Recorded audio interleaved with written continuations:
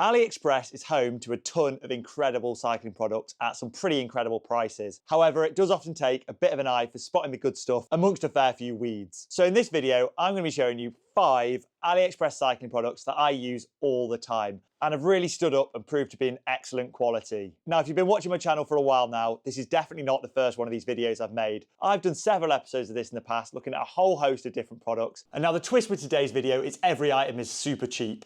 Unlike my first video where each item was less than 20 quid, I reckon in this video you could buy all 5 items for under 20 quid. So let's get started. First up then, we've got a piece of kit that I think is a real must-have for anyone who uses 12-speed Shimano Di2. And this is this RRS kit USB-C to Di2 Charger adapter.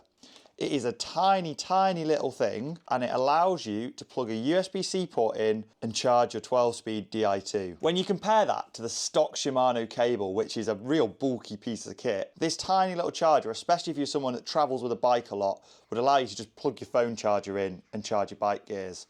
And it also could be a really useful get out of jail free card to like leave in your saddlebag. So if your gears did die mid-ride because you were unprepared and didn't charge them, you know, at a cafe stop, they probably would have a USB-C phone charger lying around, so you could juice up your gears that way.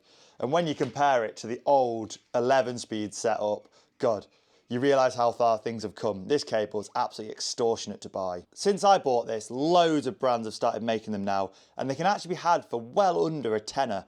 I think I'm looking now and I can see one of these for £6 at the minute. So I will make sure to link you one. To use it on the bike, all you simply do is plug it into a USB-C cable and then plug it in onto the back of your mech where you would normally plug your charger in, snap it on like that, and then, as you can see from the charger light, my Di2 is now charging.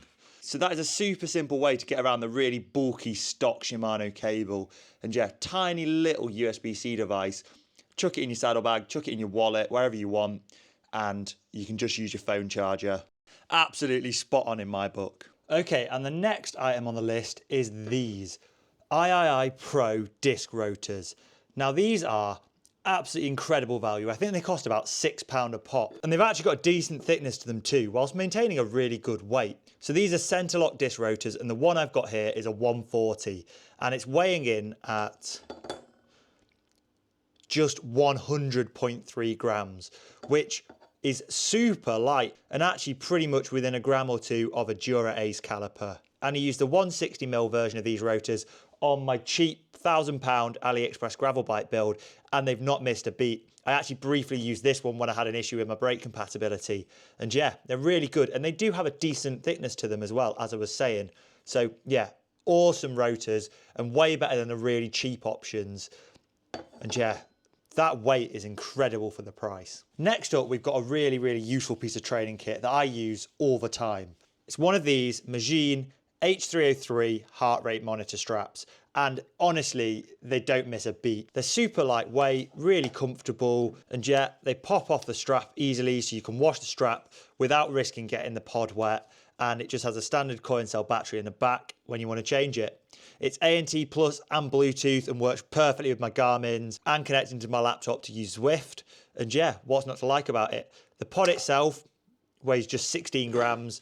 And then when you take into account the strap as well, we're at just 45 grams, which is incredible for a little heart rate monitor. And I think these cost about $15. And when you compare that to my Garmin HRM Pro I was using before this, you know, they're about 80 quid.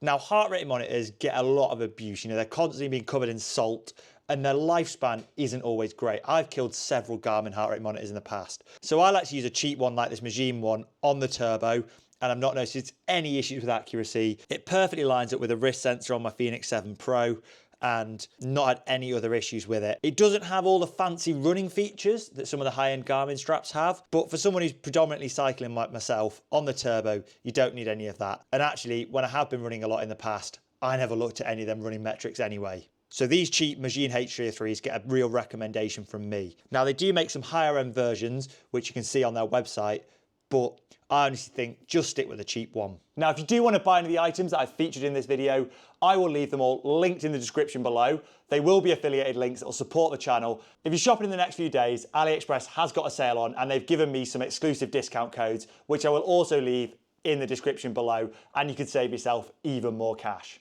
Next up, we've got what I think is the cheapest product I have ever featured. And it's one of these. It's a little adhesive Garmin mount to stick on the back of a phone case. All they are is a simple plastic Garmin mount. And now this is a really cheap one. I think this cost me about $1 and a definitely legitimate 3M pad, which, yeah, definitely not fake.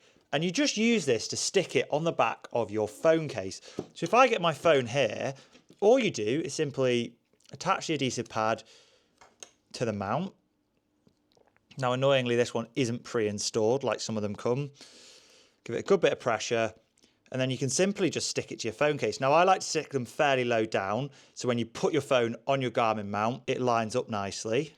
And then simply just place it down on your phone case like that.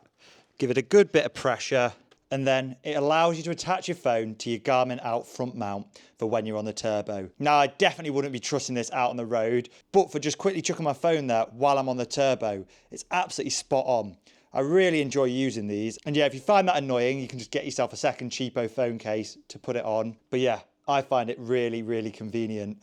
And, you know, for £1 off AliExpress, absolutely perfect in my books. The final product on the list today is something I've been using for absolutely ages, and that is these cheap AliExpress Aero Socks. Now, these cost a couple of quid a pair, and you can even get fun designs like polka dot socks or just the plain white ones that I generally use. Now, how much of a difference they make at the speeds I'm riding at, who knows? But if I'm racing, for the sake of a couple of quid to maybe save a few watts, it's a gamble I'm willing to take. You know, there's not really any downside to them. Now, if I'd spent 20, 30 quid on a big brand name pair of socks, yeah, I might feel a little bit more suspicious about the aero savings. But for a couple of quid a pair, even if they don't make any difference, maybe there's a bit of placebo effect that I feel like I'm gonna go faster. So yeah, this is a product I really like, and they seem to have held up pretty well. I mean, this is a pair I've had for a good year or two now. And yes, they're starting to discolour and fray, but you know, that's probably my own fault for buying white ones anyway.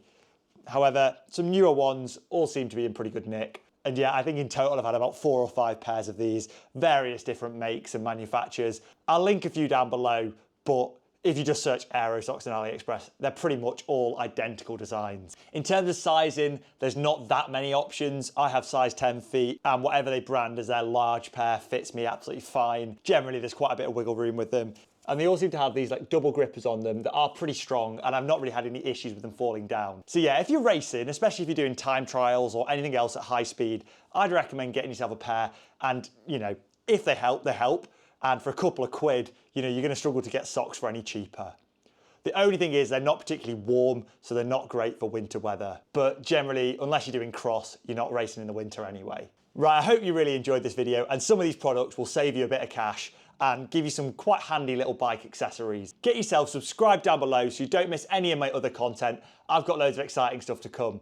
I've just bought the new L2 V3 ERX group set, which I'm going to be ripping durace off my ribble back there, and I'm going to be seeing how it compares because I've only heard good things about it. And you know me, if I've got USB-C charging on something, I'm all in for it.